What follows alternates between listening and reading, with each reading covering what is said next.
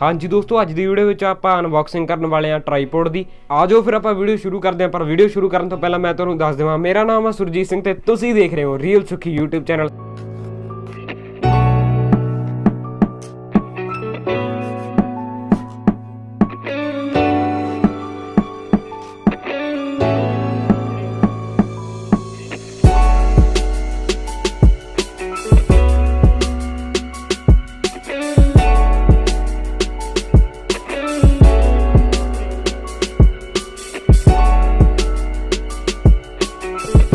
जेकर आप गल करिए स्टैंड के प्राइस की, तो प्राइस तुहानूं मिल जूगा 350 या 400 या 300 इन्ने क रुपया का तुहानूं स्टैंड मिल जांदा गा। एमेजोन तो तुसीं परचेज कर लिओ ते लिंक भी तुहानूं दिता होया नीचे डिस्क्रिप्शन में, तुसीं उस ते क्लिक करके भी परचेज कर सकते हो। उस दी क्वालिटी तो बहुत गुड है जिहड़ा असीं तुहानूं लिंक नीचे दिता होया। बाकी तुसीं किसी भी ब्रांड का परचेज कर सकते हो ते इहदे नाल यार बहुत फर्क पैंदा वीडियो ते, क्योंकि यार जदों आपां हत्थ 'च फड़ के वीडियो बनाउने तां ओह थोड़ा थोड़ा कंबदी जी रहिंदी है वीडियो, ते स्टैंड नाल पूरी स्टेबिलिटी आ जाती हैगी। ते किवें लगी वीडियो लाइक शेयर कमेंट करके जरूर दसो। मिलदे आ फिर किसी नैक्सट वीडियो में, उद तक दे लई thank you and I love you.